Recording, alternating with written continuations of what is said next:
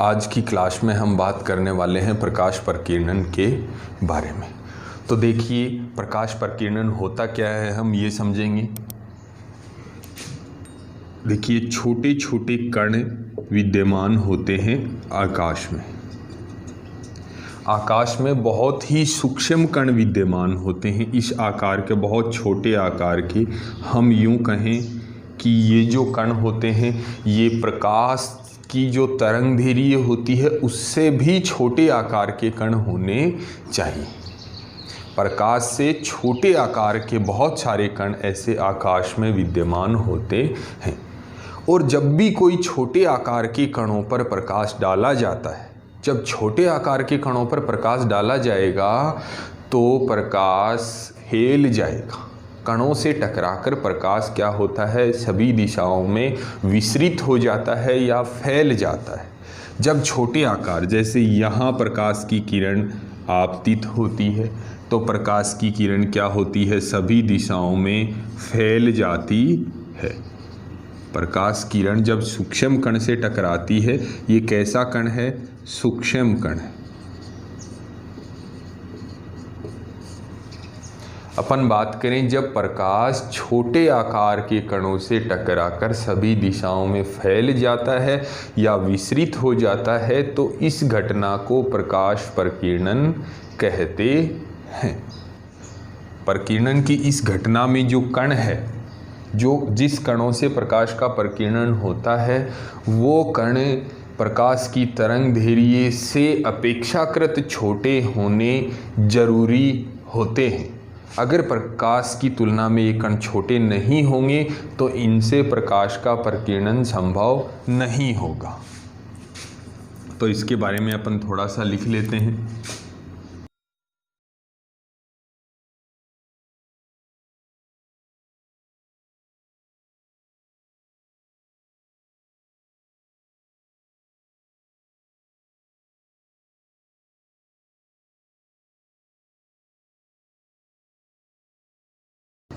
तो ये हुई हमारी प्रकाश प्रकीर्णन की परिभाषा। जब भी प्रकाश छोटे कणों से टकराएगा तो सभी संभव दिशाओं में विसरित हो जाएगा, फैल जाएगा। इसी घटना को प्रकाश प्रकीर्णन कहते हैं।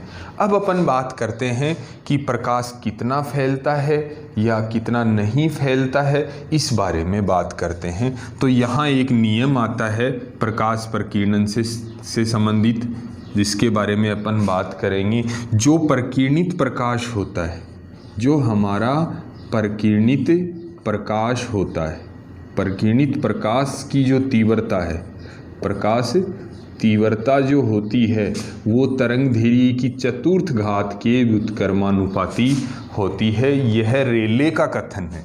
किसका कथन है ये जो कथन है ये क्या है, रेले का कथन है। रेले एक साइंटिस्ट था और उसने क्या बताया था, ये हमें यहाँ याद रखना है।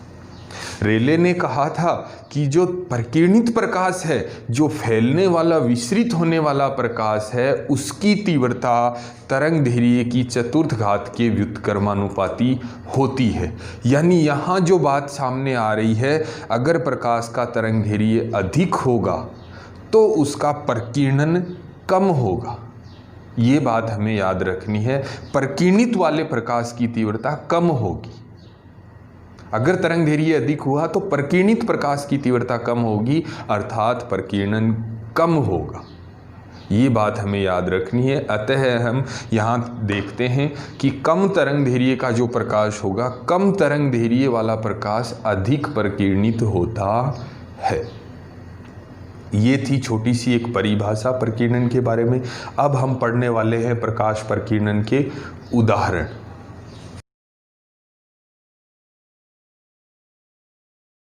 प्रकाश प्रकीर्णन के उदाहरण में मैं आपको एक सिंपल और सीधी सीधी बात बताने वाला हूँ कि ये उदाहरण आप कैसे याद रखोगे। इनको याद रखने का बहुत ही आसान तरीका है। अगर किसी भी घटना में अगर अकेले सिंगल कलर की बात हो जाए तो आप यहाँ समझ लीजिए कि उसके लिए उत्तरदायी कारण प्रकाश प्रकीर्णन ही होगा। ऐसे बहुत सारे उदाहरण हैं। जैसे खतरे के निशान लाल रंग के क्यों बनाए जाते हैं, यहाँ पे एक रंग की बात हुई, लाल रंग की बात हो रही है, यानी प्रकाश प्रकीर्णन की घटना के कारण ही खतरे के निशान लाल रंग के बनाए जाते हैं। उसके बारे में विस्तार से बाद में चर्चा करेंगे। दूसरा, आकाश का रंग नीला क्यों होता है, बादलों का रंग सफ़ेद क्यों होता है, सूर्योदय और सूर्यास्त के समय आकाश का रंग लाल क्यों दिखाई देता है।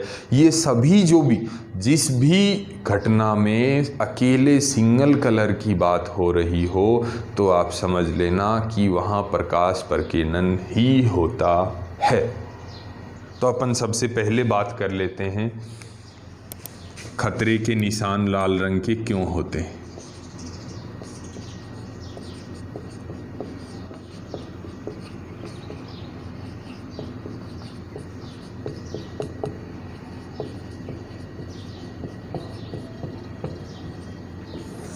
देखिए, आपको बता दें, इसमें लाल रंग की जो तरंगदैर्घ्य होती है वह अन्य रंगों की तुलना में अधिक होती है। लाल रंग की जो तरंगदैर्घ्य होती है वह अन्य रंगों में की तुलना में अधिक होती है। और हमने रेले का कथन पढ़ा है, लाल रंग की तरंगदैर्घ्य अधिक होने के कारण उसका प्रकीर्णन कम होगा। और प्रकीर्णन कम होने का मतलब वह फैलेगा कम, और कम फैलेगा तो लाल रंग का प्रकाश दूर तक गमन कर जाएगा, और दूर तक गमन करने के कारण दूर से ही खतरे का आभास हो जाता है।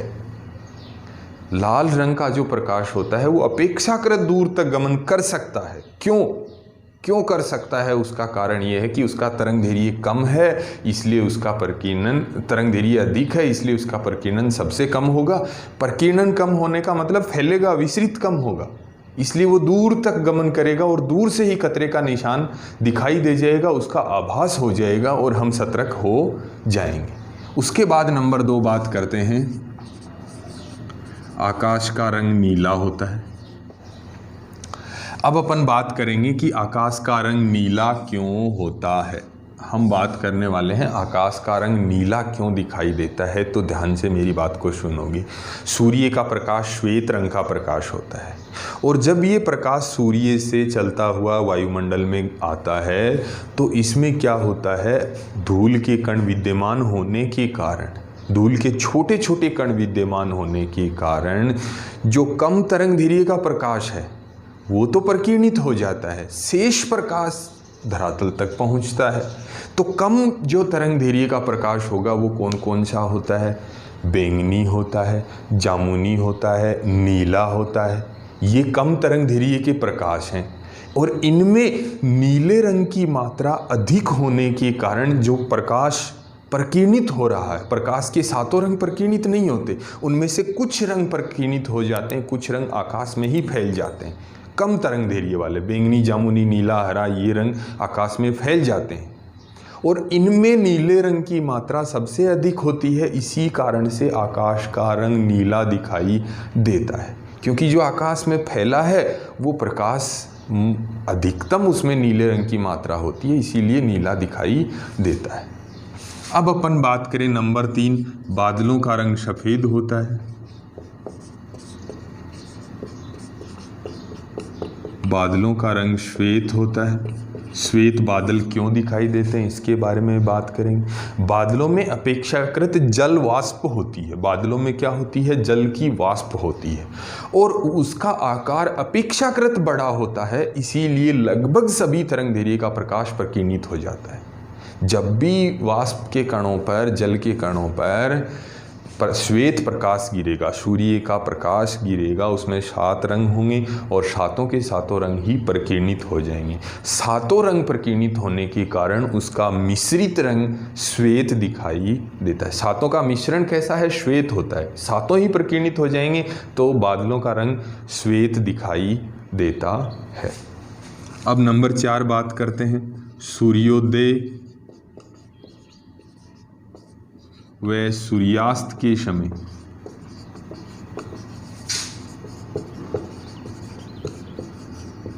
लाल रंग सूर्योदय और सूर्यास्त के समय आपने अपेक्षाकृत देखा होगा कि आकाश का रंग लाल हो जाता है, आकाश में लालिमा फैल जाती है।